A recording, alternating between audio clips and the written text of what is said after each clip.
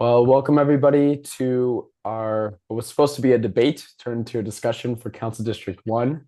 We're grateful to have Councilwoman Eunisses Hernandez here. I do want to address very briefly that we did have 5 candidates confirmed, and this was going to be a debate for reasons that had nothing to do with us.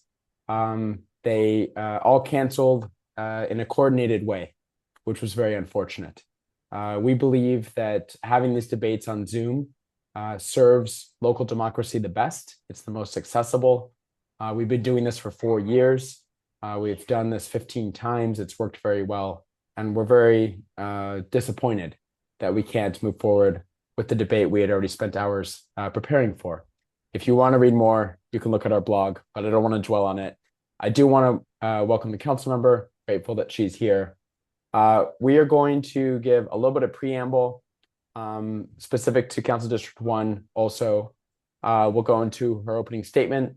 We have some curated questions. We're looking forward to your questions. There's a link at the top. You can start putting in questions at any time and also upvote other people. And then we'll have a closing statement. And if my voice sounds funny, it's not your computer set up or your phone set up. I've just been losing my voice, so I apologize for the condition of my voice tonight. All right, a little bit of context. The greater LA area, some stats. The gridlock that we experience on our streets is very expensive, and LA's economy loses $19 billion per year from people just being stuck in traffic, which is kind of a crazy number. This was a very sad study that we found. Traffic is so stressful that on extra heavy traffic days, the study happened in Los Angeles, domestic violence went up. So we are so stressed out that it has knock-on effects, including at home. It has an effect on our air. If you live in Los Angeles, you smoke up to 4 cigarettes per day just by breathing. And of course, that includes our kids. We rank worst in the nation for year-round ozone emissions, 5th for particle pollution. We have one of the highest rates of childhood asthma in the country. And all the modes of transportation are slow, but it's especially tragic with the bus, which is so much more efficient than cars. The average speed is 10.8 miles per hour. That's about somebody on a scooter or a bicycle. The most amazing stat, 2/3 of all trips made inside the city of LA are less than 5 miles every day, 2/3. Half are less than 3 miles. So if we just had ways for people to get around outside of a car, they didn't have to drive for every trip or feel like they had to drive, we really could reduce a lot of traffic and save a lot of lives by reduction of crashes. So when you add all this together, this is really why Streets for All exists. We want to solve these problems. So a little bit on CD1. Most of you probably are familiar with the district, but just in case, it runs from Northeast LA, Pico Union, Chinatown, MacArthur Park, Echo Park, Dodger Stadium, et cetera, really an important district, one of the densest in the city. And we really need a champion representing this part. CD1 has 6% of the high injury network, but only 4% of the streets. Means CD1 is uniquely dangerous compared to other districts in the city. And since Vision Zero was announced 10 years ago, 107 people have been killed, almost 800 have been injured in CD1.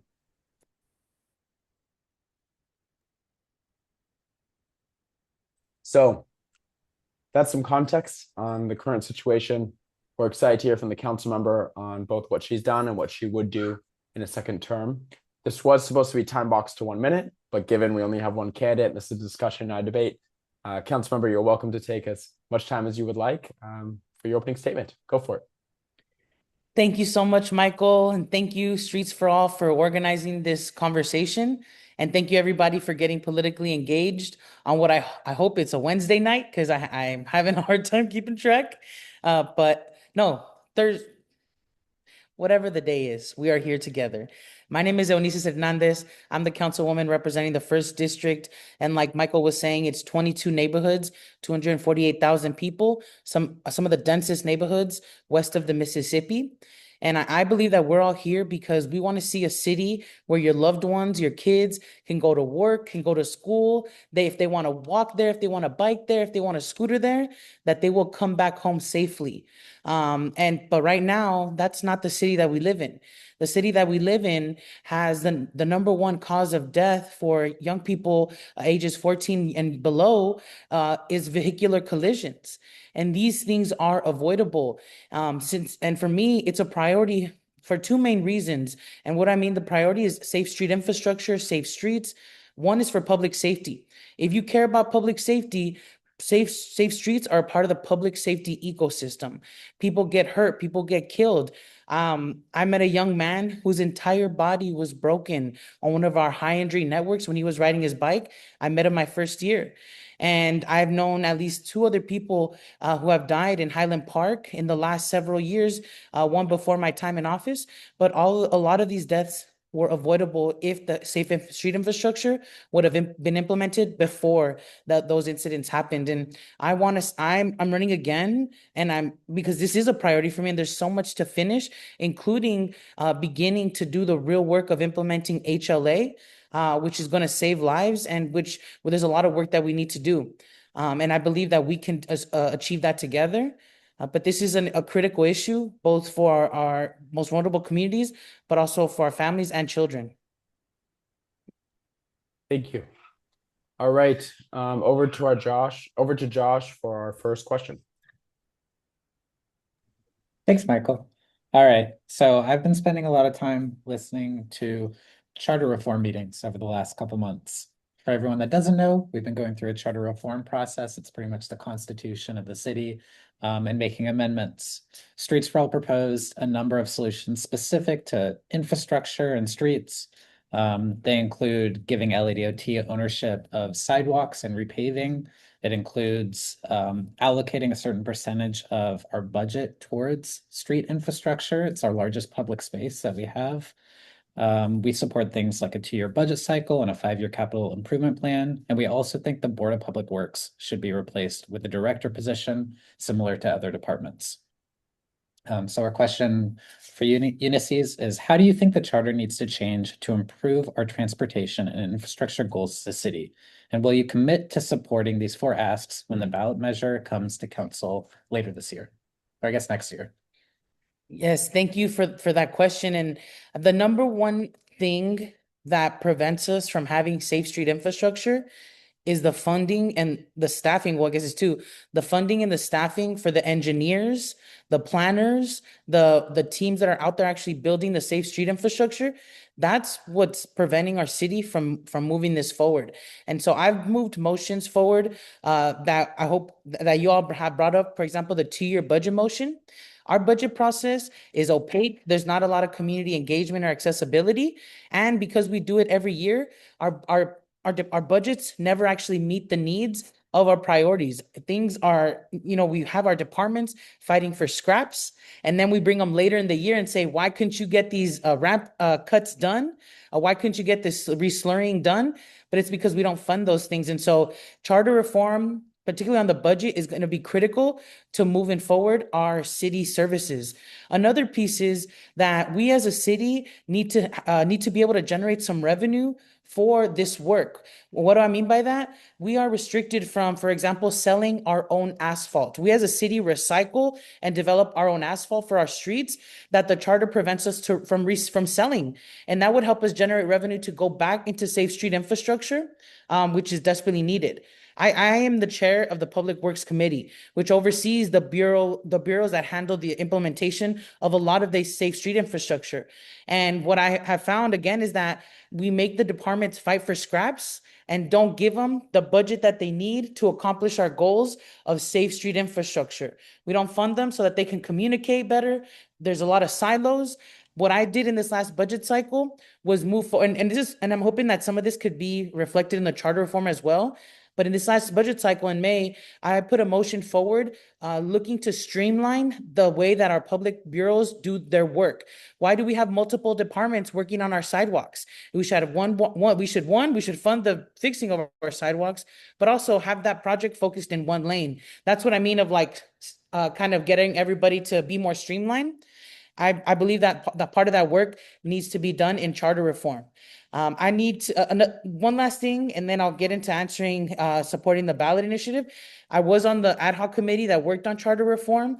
I will, I am, this is a priority for me in all the ways, including law enforcement accountability that needs to be done through charter reform and expanding the representation on council. We need more council members. That number, I haven't looked at the analysis yet to figure out the appropriate number, but people want more access to their representation. They want more representation.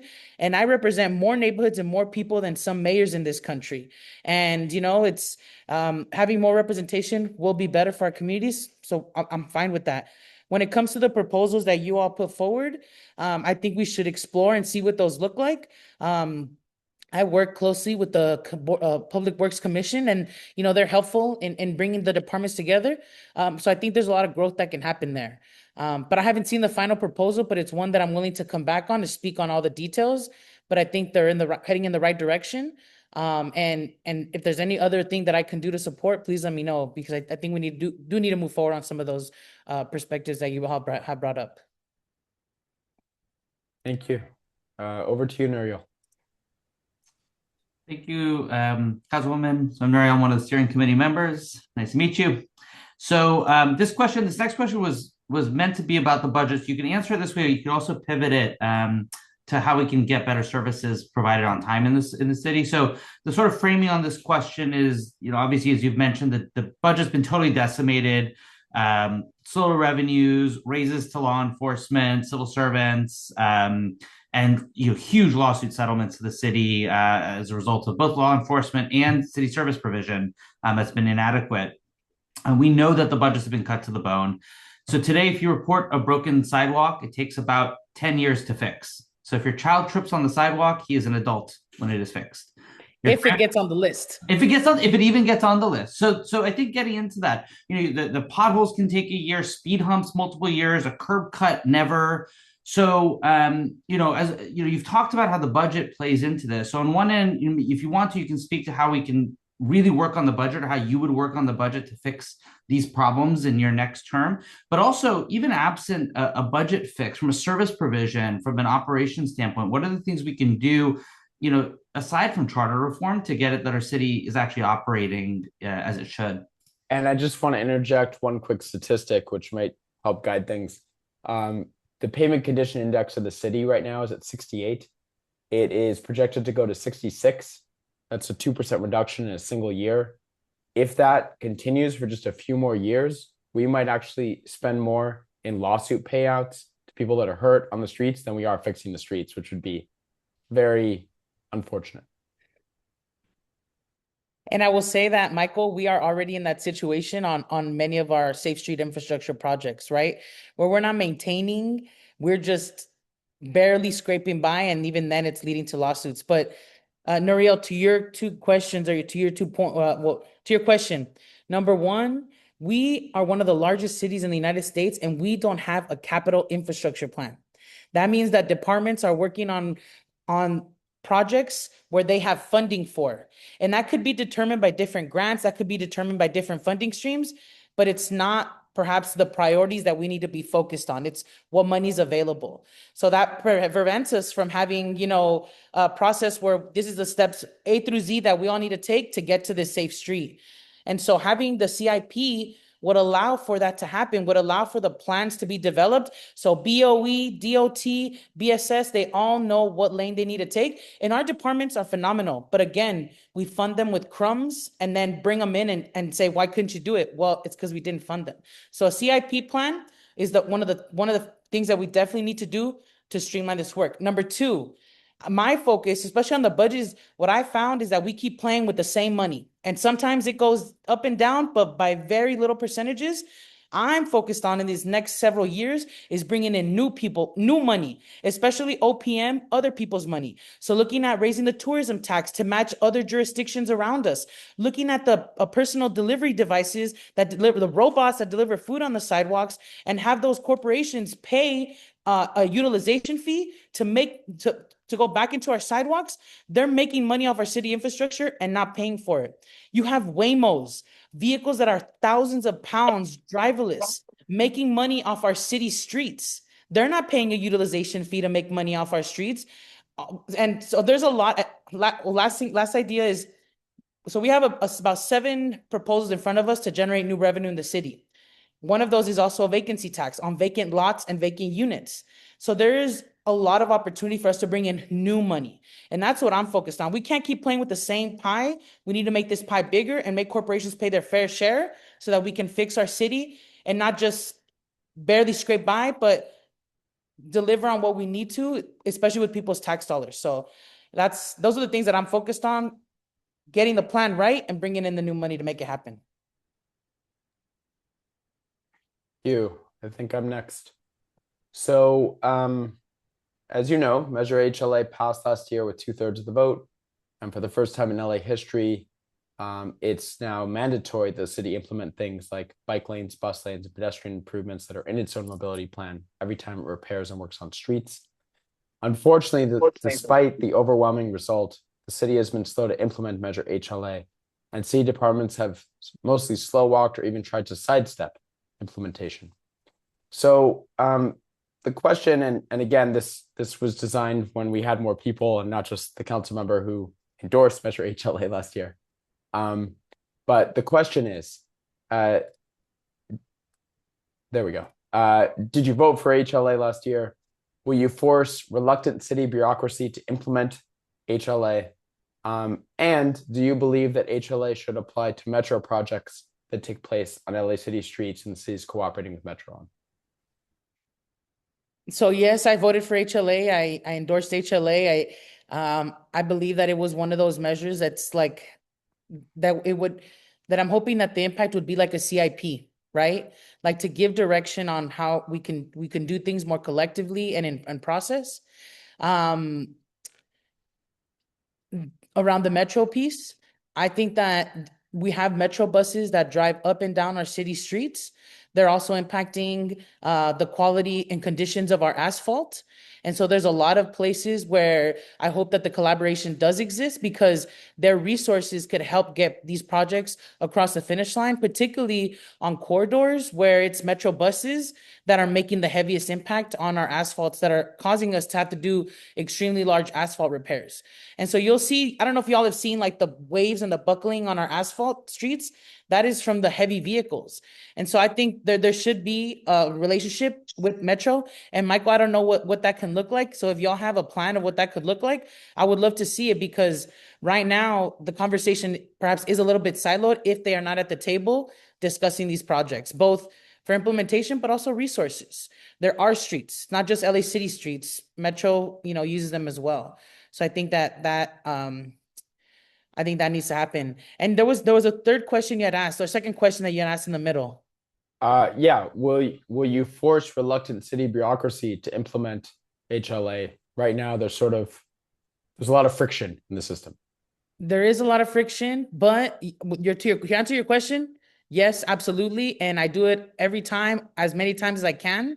In this last budget and finance committee this week, someone brought up, when the HLA money kicks in, and I was like, there's no money for HLA implementation. That's why we haven't been able to implement HLA effectively. And so I think there's so much more than our city could do to be implementing HLA effectively and more quickly. And a part of that is giving the city departments the resources to do the work, again, because they're fighting for crumbs.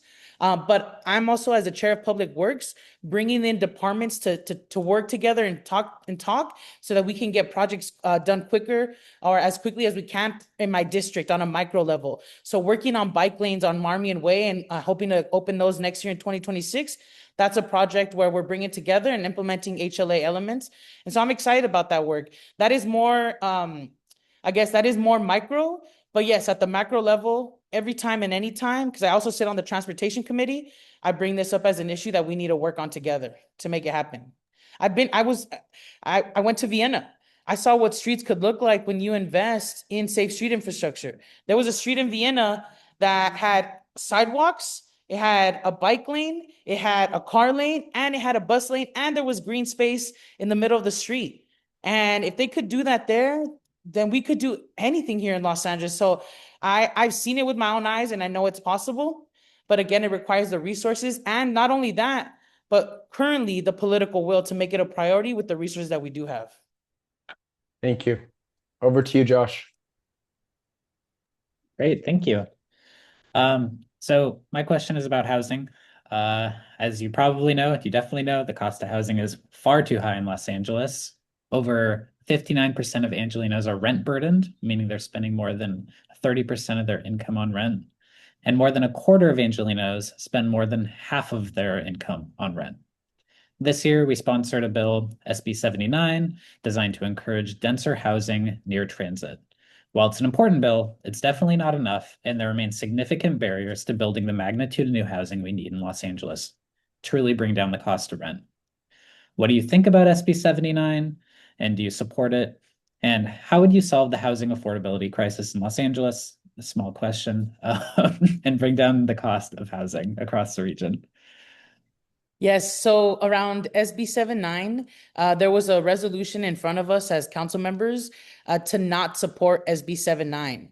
And I voted against that resolution because I do think that there are a lot of good things in SB 79, but I have some very high fire severity zones like Mount Washington in my district that just want an opportunity to develop a local alternative plan to figure out how we can move that forward, but also be careful in making sure that we're not creating more development where our fire trucks can't even get up the hills.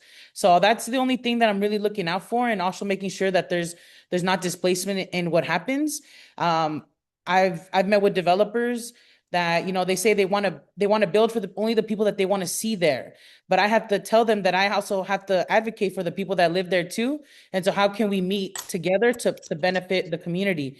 I've been supportive of increasing housing. I voted on the CHIP and also voted on good amendments with Councilmember Rahman on that, because I believe we need to densify.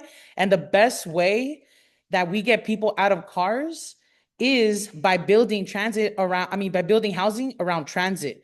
So as much as we can build housing around transit, I think that's going to be beneficial for the environment, but also enticing more people to use public transportation. What am I doing to increase development in my district, or increase housing in my district? Is I'm doing or at least affordable housing. What I'm trying to do is, and what we're doing is providing at least $500,000 to community members to help assist them in paying back rent. So I have a team that supports tenants to make sure that their housing conditions are meeting the habitability standards, that if they're facing harassment from their landlord, that they get support with that as well. And also in preserving those people from being displaced, we prevent evictions and we prevent the loss of affordable housing that exists, because we're losing affordable housing through evictions. And in any type of development that comes through my district, like I said, I advocate for as much affordable housing. I've not stood in the way of a lot of housing access.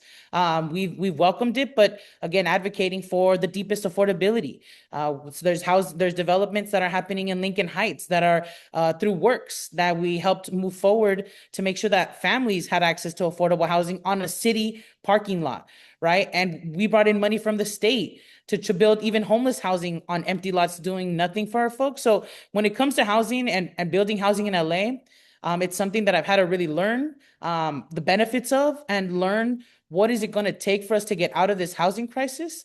And it's preserving that affordable housing. It's fighting for as much production of that affordable housing, and making sure that it's as close as possible to transit and public transit options. I don't have all the solutions. I'm still learning, but there's a lot that can be done there. Thank you. Over to you, Nuriel. All right, MacArthur Park. So MacArthur Park, I mean, this used to be one of the jewels of LA, a thriving large park. And in the 30s, when they wanted to extend Wilshire farther west, rather than tunneling through it, which was the original plan, they just split the park and cut it in two. And that has sort of led by and large to where the park is now. Now, you've proposed to close Wilshire Boulevard to cars between Alvarado and Park, and reconnect the two sides. That'll create a new large pedestrianized space. Some other context too, the park has its sort of share of security issues right now too, and there's current proposals to construct a fence around the park. So one is, what drives your support for closing Wilshire Boulevard to cars through that area? And what is your vision for how we can also improve security at the park to make it a really pleasant place for pedestrians? Yes, that's a great question. Thank you. So MacArthur Park is the densest neighborhood in the West Coast, west of the Mississippi. And it's an area that has a lot of need. That park is the front yard and backyard to thousands and thousands of people just a quarter of a mile away from the park. And so it's always been a priority for me. And like I said, I've early on in my tenure, I met a young man who got hit on while riding his bike in one of our high engine networks by Westlake, which is on the way to MacArthur Park. And because of the density and because there was really like it's one of the most transit rich neighborhoods, there wasn't a lot of places where people could just sit and rest. And so what we said is, well, let's look into trying to create a pedestrianized street and reconnecting the park and giving it back to the community. And this process is doing a ton of community engagement. So whatever fills that space is going to be, decided and uplifted by community. The ultimate goal is that this pedestrianized street will take folks from MacArthur Park to Lafayette Park to make it one of the largest pedestrianized streets in Los Angeles, so that everyone has a space to ride their bike or other mobility options like a scooter. But also, if they just want to sit or if they want more greenery in that area, that is our goal, because people deserve it. People deserve nice things. The MacArthur Park community deserves a space where they can rest and put their feet up so that they can also elevate their mental health. And that doesn't exist right now. Now, around the public safety issues, the different crises hitting MacArthur Park, it's definitely a reflection of what's happening across the country, just magnified, right? The second largest train station stop in the system is the MacArthur Park train station with 22,000 people that go through it every single day. We have about half a dozen major bus lines that run through that area. It's one of the densest neighborhoods. And it's been a place where people can know that they can get many things for many, many years, especially our that's like one of the first places that our immigrant communities go to because there's connection there. But also people go for other things. And so what I've done, and I tried to do this 10 years ago when I was a community organizer, is bring services to MacArthur Park. I tried to get a drug diversion program in 2015 in MacArthur Park. I wasn't able to get the buy-in from the city attorney at that time and other departments, so I took it to Long Beach. But now I've brought in at least $27 million worth of investments to the MacArthur Park area. Some of it has hit the ground, some of it hasn't. And some of it is some of it is from the city budget, some of it's from the county resources, and some of it is through private and public partnerships. So I brought in $3 million to open up a respite center so people can take showers, have food. That respite center is set to open up next year. Right now, there's not really a place for people to go who are in crisis, right? The police scoot them from Yoshinoya to across to the park, and they just go back and forth. We're trying to give people a place to be so they can have food, showers, and connections to health services. We brought in $400,000 from the County of LA for a mobile overdose response team because it's an area that has seen the most overdoses just in that one zip code in 1 year, 83 overdoses. We've invested $500,000 of CD1 discretionary funds in peace ambassadors. There was a 5-person shooting in January. Fences went up. We did not put those fences up. What we did is that we brought peace ambassadors to de-escalate the tension and the violence in that area. That's why you didn't see retaliation shootings happen. And then $20 million is from LA Care, where they're bringing more street medicine teams so that we can provide service to people on the spot. And we also have a USC street medicine team that we pay for. So all of these resources and all of these programs, from reconnecting MacArthur Park to the programs around harm reduction to our public safety programs, all of it is to try to put out the fires that are all occurring around MacArthur Park. Because, like I said, the community deserves nice things too, and we can do that at the same time while we help other people who are the children of people. Prevent them from dying, right? I've met families, mothers and fathers who have come looking to MacArthur Park for their kids. The services we provide is to make sure that our folks aren't dying on the street. So for me, MacArthur Park is a top priority. And it's a place where we're trying to bring in and fill the gaps that exist in the public safety ecosystem that right now, for the most part, before I got here, was just responding to harm and violence, not preventing it. And with the fence, I'll say is, This is a Rec and Parks project that has been proposed. This will allow for the park to be closed overnight so that it can receive maintenance. Right now in MacArthur Park, we only have one bathroom open at a time because people will break into it and break it. So we'll have to lock it up and then open the other one. We're not able to take graffiti down efficiently. There's fires that occur in the park, overdose deaths that occur in the park overnight. And so the fence will allow the park to be able to breathe for the night so that when it opens up in the morning, it's a brand new clean park for everybody to enjoy. So again, all of these things are existing at the same time and there's resources behind them. Is it enough? No, we need more resources in MacArthur Park, and I'm going to continue to advocate at the city level, at the county level, at the state level, public-private partnerships to bring in what that community deserves because they've been uninvested in and overlooked for many, many years. Sorry for that long answer, but I want people to know, like, we're not running. I'm the eldest daughter of Mexican immigrants. I run towards problems. I don't run away from them. And MacArthur Park is special and really important to me. Thank you for the really deep, enthusiastic response. Let's move to another one, Dodger Stadium. So you could fit 17 Dodger stadiums in the Dodger Stadium parking lots. Every time there's a game, thanks to most people driving there, getting into and out of the stadium is a total nightmare. Metro operates the Dodger Stadium Express, which is awesome if anyone's ever read it. But the problem is when you leave, you don't get a dedicated bus lane anymore. So you're stuck getting out like everybody else. There's also a proposal to build a gondola connecting Union Station to Dodger Stadium using private funding. The question is, would you support giving the bus a bus-only lane both before and after the game to increase the attractiveness of the Dodger Stadium Express? And do you support the gondola? Why or why not? Thank you. That's a great question. So actually, my team and myself have been working with the Department of Transportation to secure a $10 million grant from the state to make the Sunset bus lane permanent from Dodger Stadium to Union Station. So that bus lane will exist all day, every day, both for Dodger games, but just average regular riders on a regular day. This investment will also come with protected bike lanes. So yes, I will do everything I can to expand that, and we're doing it. And also exploring other avenues to get people up to Dodger Stadium.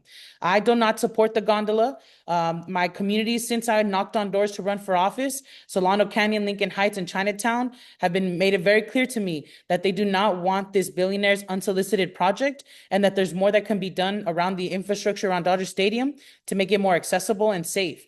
And so that's why I put in $500,000 to do a traffic study, to do a walking audit, to assess what could we do to make Dodger Stadium more accessible. Can we do a dash Dodger bus line from Chinatown up to Dodger Stadium?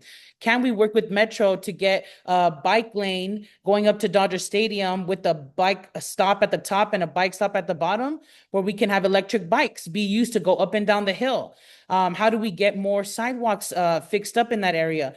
So that our study is looking into all these things because we want to make sure that, yes, we can reduce the traffic, but also that we incentivize people to get out of vehicles. And we do that by creating the infrastructure and creating the mechanisms to happen. I'm really excited about that Sunset bus lane. And I'm also really excited to figure out what other solutions we could bring to make Dodger Stadium more accessible to everybody. Quick clarification, the lane you're talking about, would it also go up and down Vince Scully Way, like all the way to the stadium? I'll get that to you before the end of the night. Let me Okay. double check that. All right. Yes. Sorry to spring that on you, but I was curious. No, that's good. Now, let me get that clarity for you. So this question is about automated enforcement. So automated traffic enforcement can both increase enforcement of our laws and decrease unwanted interactions with armed police officers during routine traffic stops. In the past few years, California has legalized speed cameras, which the city is in the process of implementing, and refined red light cameras to make them work better for cities. There is also a proposal at the state level to legalize noise cameras, which would ticket illegally loud exhaust noise coming from cars. So the question is, sorry, I'm multitasking here. What is your opinion of this trend of automated enforcement? Do you support cameras as a better way to enforce traffic laws? And if not, how do you suggest we clamp down on drivers that speed, run red lights, and or disturb the peace with illegally loud exhaust? Thank you for this question. And again, safe street infrastructure for me is critically important because when we think about the public safety ecosystem, it's the safe street infrastructure that prevents the harm, violence, and death from happening, right? I spent a decade doing work around the criminal justice system, trying to reduce the interactions that this system could have with our communities.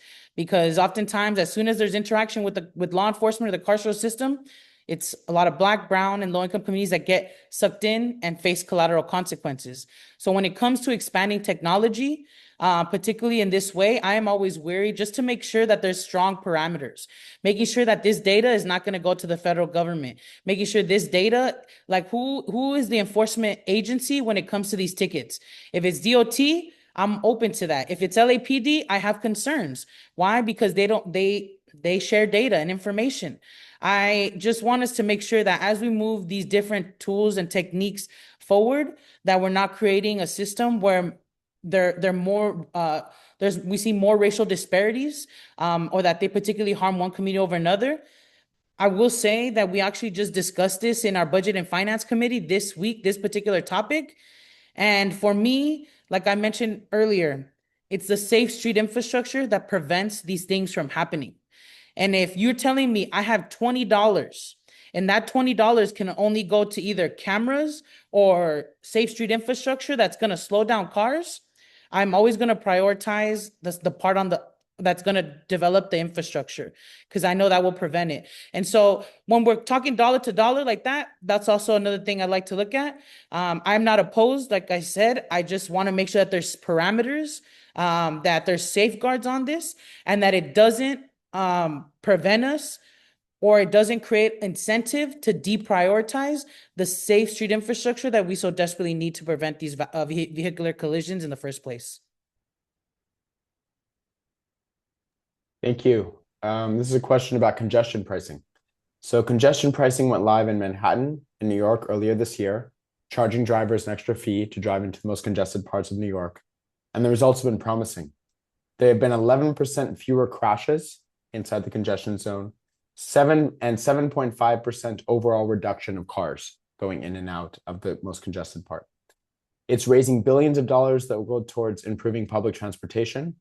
And Metro Los Angeles has been studying congestion pricing for years here in LA, with one of the most promising cordons being the area that surrounds downtown Los Angeles, given downtown is the most transit-connected part of the county. So the question is, what do you think of congestion pricing?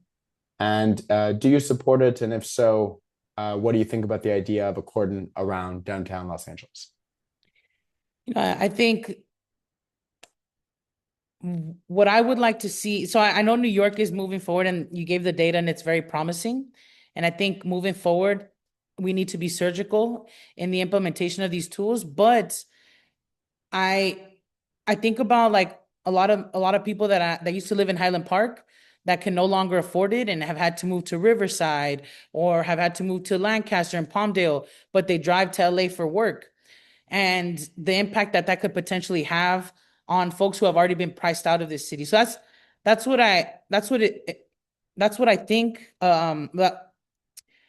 That's what comes up for me, especially if we're talking about, having folks drive in to the city for jobs to do work. So I think we need to be surgical in the implementation of this, but also we need to incentivize people and fill the gaps of our public transit system. Our public transit system right now is not reliable. I'm not saying we don't have great drivers and the departments are not great. No, we do. But what I'm saying is that we haven't invested in making sure that our buses are on time, that we have enough bus lanes to make it and incentivizing it for people, creating more housing around transit-oriented corridors. And I think we need to do a lot of that so that when we move forward with congestion pricing, that we can be surgical in its implementation and it's effective, and we'll actually get the bang for the buck that folks are looking for, but also the decrease in the deaths, the decrease in the injuries, and getting people out of their cars. Because I don't think charging folks without the system for them to be able to go into is going to be effective here in LA. Like we need to focus on building the system too, because it's not reliable enough yet. So yes, I think we need to be surgical about it and fill the gaps of the public transit system. Thank you. Over to you, Josh. Great. So Waymos have been all over Los Angeles recently. Personally, I have concerns about how they may increase vehicle miles traveled and further privatize our public space. But I also have to say I'm very excited about how much safer it feels to be around them, especially walking and biking. According to recent data, Waymos see 92% fewer crashes and result in injuries and 96% fewer crashes overall. The cars feel much safer for pedestrians and cyclists. This is me speaking anecdotally, having biked around them, because they don't speed, they don't get distracted, they'll stay behind you and not try and speed past you. So how do you feel about driverless cars? Do you support their expansion into Los Angeles? I When it comes to autonomous vehicles, I have lots of thoughts and feelings about them. Our district has been one that has been heavily impacted by the Waymo pilot, yet we have had no opportunity as a city to regulate Waymos at all, or even to get data to understand more of our streets from them. And so I'm glad that cyclists feel safer. And also, I have video that I've taken myself of Waymos driving through intersections at times that are not appropriate, or making moves that are not appropriate. And so I I think humans drive very distracted, which is very dangerous, and they're always trying to get somewhere quickly. But I believe that this technology we're talking about a vehicle worth thousands of pounds where it's being tested on us right now. It's not a proven tool. And also, it doesn't take people out of their vehicles. And what we want is to get people into public transit. We want to get them walking, biking, on scooters. And I would love to see more of those opportunities. And I'm going to be pushing, and I am pushing and fighting for more of those opportunities and infrastructure. Waymos also take away jobs. And again, it's a company that's making money off our city infrastructure without paying anything back into the infrastructure so that we can fix it. So I have a lot of concerns. And I don't think I would support the expansion unless there was more parameters, regulations implemented. But at this time, I don't see that moving. So I that's where I am on this issue. Thank you. Nuriel, over to you. All right. Vermont. So Vermont is one of the busiest transit corridors in the county. Part of it goes through CD1. Metro's current BRT project envisions a new dedicated bus station and bus-only lanes on Vermont, but it excludes the HLA-mandated bike lanes. A lawsuit has been filed asking for a judge to force the city and Metro to comply with HLA. The question to you is, do you support the Vermont BRT project, and do you support implementing HLA on Vermont, including a bike lane, even if it comes at the expense of street parking in that area? So yes, I support the Vermont BRT. I actually rode on the Vermont bus lane, so I could learn, well, the bus, so I could learn about what it looks like and what communities would be impacted. I did that with advocates and my colleague Hugo Soto Martinez last year, and it's one of the streets that connects many communities, many districts as well, and a lot of people who are heavily relying on public transportation to get anywhere. So yes, I support it. I'd like to see it. I'd like to see what it looks like with that bike lane. I think, and I would hope that there would be opportunities to be surgical in that, right? Because I do think that there are sections of Vermont where the whole block is already blocked red, like for example, across the street from Olympic Police Station. So I know that there's spaces where there isn't parking, and I would like to learn what that looks like if we do that with the bike lane. But does it need a bike lane? Absolutely. Should it be a protected one? Yes. How that looks like, I'd love to see what that looks like. Thank you. And I'm going to ask one last question that I don't have a slide for because it wasn't planned, but I think it's a good one. And then we're going to go to audience questions. It's about parking in Los Angeles. City of LA is estimated to have approximately 4 parking spaces for every housing unit. New underground parking costs $70,000 per space, while structured parking costs $50,000 per space. Getting rid of parking minimums could decrease the cost of housing significantly. Especially relevant in CD1, where we have some of the highest rates of housing overcrowding in Los Angeles. Some of the people that are running against you at a recent debate in Lincoln Heights made a promise that they would replace all parking spaces that the city converts to affordable housing on city-owned lots. In 2018, these parking lots were found to be underutilized with only 58% of spaces occupied at peak capacity. So the question is, do you think Los Angeles has too much, too little parking, the right amount of parking? And should we be converting public parking lots into much needed housing? And do we need to be replacing that parking at a high cost? And sorry, multiple questions. What do you think about parking minimums, and should they be eliminated? Well, when it comes to building on city lots, I am 100% in support of it, especially as many are unutilized. I've supported projects like in CD11 on Venice Dell, but also in my district in Lincoln Heights, a works project that would create housing for low-income folks, people with disabilities, and also families. So yes, I think, especially because it's city land, and if we can give that back to affordable housing and to transit, 100% I'm with that. I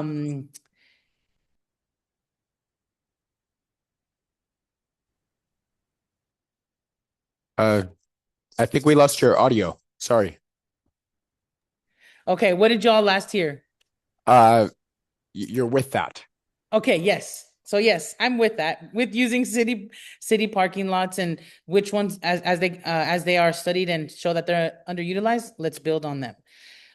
When it comes to parking minimums, that's why it's so important that we build as much as we can next to transit oriented corridors, because again, it incentivizes people to get out of their cars. So that's why I've been super supportive of that, trying to move that forward. Parking minimums, I'm not, I don't want to say like I'm for or against, because I need to look at the definition to clearly tell you yes or no. Do I think that parking should be a reason why, do I think parking should be a barrier to housing? No. And oftentimes, for example, in Lincoln Heights, where we're building the works project, where we are taking a city lot, I believe that there are alternate ways to use parking as well to create safe street infrastructure to slow down traffic. And so there's business corridors around that Lincoln Heights area where the streets are very wide. Perhaps instead of having parking spots that are parallel to the sidewalk, we can make them head-in parking spots to increase some parking spaces, to also slow down the traffic on some of these wide streets. When it comes to replacing, I don't know. I don't think there will always be a mechanism for replacing, but when there is space available and it could be used as a benefit to slow down vehicles in the community, I would be open to exploring that. Now you said parking minimums. I need to get back to you on that particular definition, so I will there. But Requiring developers to build them a minimum amount of parking spaces when they're building housing. I think when it comes to transit-oriented corridors, parking minimums shouldn't be a requirement. When I think about neighborhoods like Pico Union, Westlake, where it's so dense that fire trucks have a hard time getting through the streets because cars are double parked because there isn't enough parking, I don't know if I would be comfortable in creating more density without either. I don't know if I'd be comfortable creating more density if we didn't have the transit available there. If it was just going to stay the same, but we were bringing more density, I would be nervous that our folks wouldn't be able to drive through the streets to get to emergencies. And I only say that because I've been on the fire trucks in these areas doing the ride-alongs to see what it feels like for them. So again, another issue where we can be surgical, but in moments where it is unnecessary, I would be open to that. Thank Sorry you. if we went to a lot of places, but I want to make It's all good. It was my fault. I gave you like a 5-part question. All right, we're gonna do some audience questions. The first one is about the LA River bike path. So the question says, the downtown LA River bike path cost has exploded to over $1 billion. Since part of the path goes through your district, what do you think about it? And how do you think we can get it built considering the massive funding shortfall? And I will point out that initially this was part of LA's 28 by 28, and then the bike path got dropped. Yes, it's my understanding that this project has also gone through several iterations where it is now worth a lot more money than it was in the beginning. And I think I was speaking with some advocates about this 2 nights ago about this particular project, and they were describing how, there is money sitting at Metro for the development of this project, but it's at a different cost. It's closer to the original cost of this project, that if Metro was to go back to some of the original concepts of the project, that they could move it forward and that money wouldn't disappear into the ether.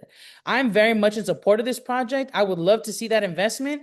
And, the perfect can't be the enemy of the good. And if we have money now to implement this project as designed, why not move it forward? That would connect the entire city to so much transit options and even safer street and safe bike infrastructure, scooter infrastructure on the river. So yes, speaking with advocates, I've talked to them and asked them how I can plug in to be supportive and try to figure out how we do move something forward, because oftentimes we can't move anything forward because the dollars aren't there. But if there's a bucket of dollars already to go here, like, let's make it happen. We need this. We can't keep waiting for more money to come and appear out of nowhere.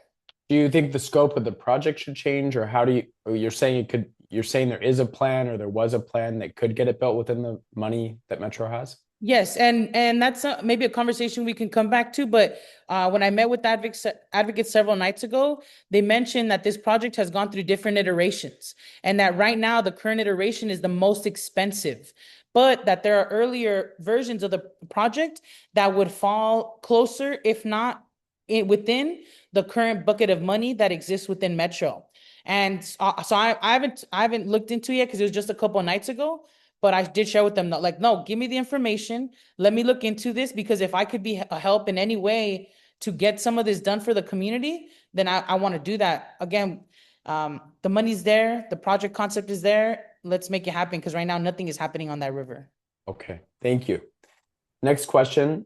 This is from Jonathan Hale. He says, I'm part of a group that paints unpermitted but California MUTCD compliant crosswalks to protest for safer streets and better infrastructure. A community member requested crosswalks at 22nd and Union. He painted them and LADOT removed them. So his question is, if we repaint them, will you look the other way? Well, first of all, if you all need a crosswalk, hit me up and I will try to push to make it happen. For me, safe street infrastructure is important. So when stop sign requests come in, we get those implemented and installed as quickly as possible. If 22 and Union, which I've just noted, needs a crosswalk, I'll make sure that it gets repainted. I believe that when community does let me take a step back. I believe that government does the right thing when community pushes government to do the right thing. I'm here to tell you that I believe that, and also, but I'm here to be a conduit for you all in the community to make the city do what it needs to do. So I'm not going to say I'm going to look the other way. What I'm going to say is I hope that you can come to me sooner. We can have the conversations to make it a reality and use the city resources to make it a reality. If it happens, then I'll do the work to try to make it a permanent installation installed through DOT. But I've seen the work y'all do on Instagram. I like the posts because I'm proud to see community coming through for community. But here is my call: hit me up, because I want to help make this happen. And I don't want folks to have to go through all of that to make the city do what it needs to do, especially my district. I want to fight to make that happen. But thank you for everything y'all do. Thank you. Kind of a fun question. What is your favorite place in CD1 to bike or walk around? My favorite place to bike is on the LA River in Highland Park, from Avenue 52, or sometimes even the Avenue 60 entrance, all the way down to by Lacey Street Animal Shelter. That for me is a good safe ride. And I would say one of my favorite places just to walk around was the 110 freeway in Highland Park, where the 110 freeway was closed from Highland Park all the way down to Lacey Street. No, from Pasadena all the way down to Lacey Street. And I can't tell you how amazing it was to be able to walk on there, to bike on there, a place where cars normally travel over 65 miles an hour. But those have been some of my favorite places. Thank you. Our last audience question from Christophe LaBelle. How would you describe the political stakes and landscape of the 2026 election in LA? How can Streets for All and its members and partners be effective in organizing and influencing for the policy outcomes we seek? Yes, that's a great question. So the city of Los Angeles is in such disrepair, and we're facing incredible amounts of lawsuits because for years there has been a lack of leadership in investing our city resources, our budget, our taxes into fixing up and building infrastructure within our city. Whether we invest money into safe street infrastructure is a political decision that happens on the council, on the transportation committee, on the budget and finance committee, and then full council. So council members are so incredibly important in achieving of the vision that we all have, which is a safe and accessible city with safe streets and safe sidewalks. Right now, that political will is not there. And so what's at stake right now in this city is, for example, I have 8 challengers. I have 8 challengers because I don't bend the knee to corporations, because I tell the truth, because I ask the questions, and I call out when, we talk a good game, but we don't invest in the safe street infrastructure that folks just talked a good game about. Because if I believe you're going to be here, you got to tell the truth and fight for the things that are correct, not just what is philosophical for you. And right now we have many other races that are up for election as well. CD9, a lot of high injury networks. CD11, the city attorney race. We as a city are hindered from doing so much because of what the city attorney decides. And so that race is it's critical to us being able to move our city forward and having a legal representative that's going to be solutions oriented to move us through the red tape and bureaucracy that is often put on us by the city attorney's office. Right now, corporations, billionaires, the special interests, they know that their power is on the line. And they are going to, and that includes the law enforcement police associations, that includes corporate landlords. They are all understanding that they're losing power in City Hall. And so what does a wounded animal do? It fights back incredibly hard.